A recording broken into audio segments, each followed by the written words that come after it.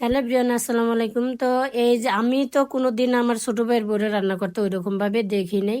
তো আমি আগে জানতাম না যে ও এত কাজ পারে, ও পিঠা বানাইতেও পারে, মানে সব কাজ করতে পারে।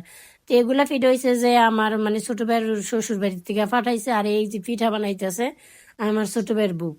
তো ওই মানে ওরা আমি সবসময় এখন আমার কাছে ছোটই মনে হয়, কোনোদিনও ভাবতে পারি না মানে এত কাজ ও মাসাল্লাহ দিলে পারে। আলহামদুলিল্লাহ, মানে ও অনেক কাজ পারে, এমন কোনো কাজ নাই যে এখন ও পারে না। তো আগেও আমি কোনোদিনও বুঝতাম না যে কোনো কাজ পারে না, কারণ আমি ও তখন পড়ালেখা করতো আর এরকম টুকটাক কাজ টাজ করতো, কিন্তু ওই যে মাছ টাছ কুড়া বা রান্না টান্না এগুলো সব আম্মাই করতো, কোনো সময় আমি ওরা করতে দিইনি। তো এখন যখন ওরা আমি কাজ করতে দেই, আমি কিন্তু সত্যি কথা নীরবের দিকে তাকায় থাকি যে কিভাবে করে, মানে এত কাজ ও কিভাবে শিখলো। তো প্রায় সময় আমি কই, তুই এত কাজ জানোস কেমনে? কয় আমি যে আগে কাজ করতাম না, আমার কত কষ্ট হইতো, কত মানুষে কত কত কইতো, এখন আমি কাজ পারি, এখনও আবার তুমি কও যে আমি কেমনে পারি। আসলে কি জানেন, ও যে কাজ করে না আমার দেখে খুবই ভালো লাগে। আসলে আমিও চাই যে ও পুরোপুরি একবারে সংসারী হোক, সংসারের সব কাজটা যাতে সুন্দর মতো গুছিয়ে করতে পারে। কারণ আমার ওই যতই কাজ টাজ করুক, কিন্তু তারপরও ওর তো কাজ করে অভ্যাস নাই, কিন্তু যেটুকু পারে মাসাল্লাহ গুছিয়ে করার চেষ্টা করে। আর যে কাজটাই করে মন থেকে করে, আর সব জিনিস হয় মানে নিজের মতো করার মানে ভালোই করে, মানে ঘর দুয়ার এমনিতে সবকিছু পরিষ্কার অনেক সুন্দর করে করতে পারে। তো এই জন্য এই যে আমি আজকে আমার জন্য রান্না করতেছে, প্রথমে গরু মাংস রান্না করলো। তো মা রাতে আবার সিটি পিঠা আগের মতন হয় না, তো ও আবার এই যে সিটি পিঠা বানাইতেছে। তা আমি আবার জিজ্ঞাসা করতেছি, তুই আমি তো সিটি পিঠা ভালো করে বানাইতে পারি না, তুই সিটি পিঠা কেমনে বানাস? তো আমার বইলা দিল যে কেমনে কেমনে মানে সবকিছু গুললো, চাল, তারপরে কতটুকু পানি দিল কেমনে, এগুলো আমার সব দেখাইলো। তা আমি ওর পাশে বসে বসে দেখতে আছি যে ও কেমনে কেমনে বানায়।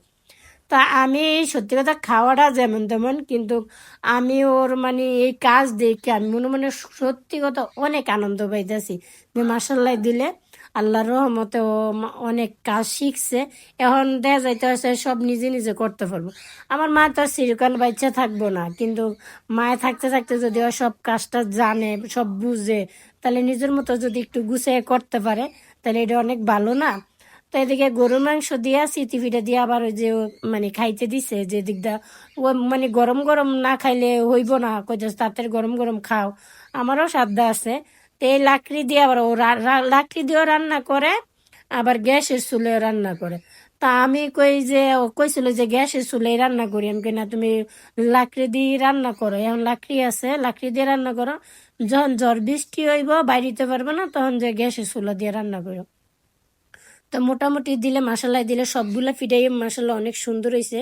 আমি কইছি যে তুই বানা, লাস্টে যে কটা থায় আমি চেষ্টা করবো এক খোলা বানানোর জন্য। আমি কিন্তু ওকে সত্যি ও মশালাই দিল, ওর কাজ দেখে আমি অবাক। প্রত্যেকটা ফিটাই মশালাই দিলে অনেক সুন্দর হয়ে ফুলছে, আর পিঠাগুলা খাইতে এত মজা লাগতেছে।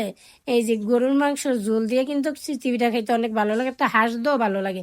তো ও বাজারে হাঁস আনতে পাঠাইছিল, হাঁস পাইছে না, হাঁস না পায় কি করছে গরুর মাংস নিয়ে এসে। তো এদিক দিয়ে আমরা খাইতেছি আর ও ওদিক দিয়ে সিটি পিঠা বানাইতেছে। এমনিতে ওর খাওয়া দাওয়ার প্রতি ওইরকম কোনো ইয়ে নেই। আর এই যে আমার এটা হচ্ছে যে ছোট বাইজি, এটা হচ্ছে যে এক নম্বর পাকনা। মাসাল্লাহ দিলে এই তো আমারে, আমি যদি ঢাকা আইও পড়ি আমার ফোন থেকে ফুফি আমার লাগে তুমি মজা নিয়ে আইও, মানে ওর কথাগুলো শুনতে অনেক ভালো লাগে। আমি মানে ওর আমার বড় ভাই জিও আছে, তো ও হয়েছে যে অন্যরকম। আর এর হয়েছে যে মুখে হয়েছে অনেক মধু, মানে অনেক সুন্দর করে গুছাই টুছাই করে। তা আমার ছোট ভাইয়ের বউ বানায় গেল, তা আমি আবার এক খোলা দিলাম, দিয়া বানাইলাম। তো মশালাই দিলে ভালোই হয়েছে, খারাপ হয়েছে না। তো আরেক খোলা দিতেছি যে আরেক খোলা আমি বানাই।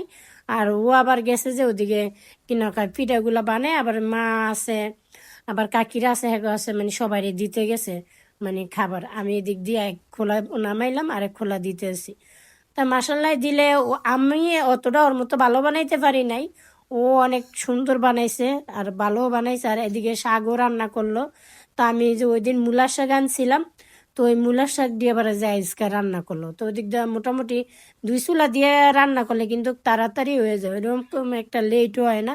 কিন্তু দুই চুলায় রান্না করতে কষ্ট আছে, লাকড়ি এদিকে লাকড়ি দিয়ে রান্না করা তো, মানে একদিক দিয়ে জাল আর একদিকে অনেক ইয়ে করে জ্বললে ওঠে।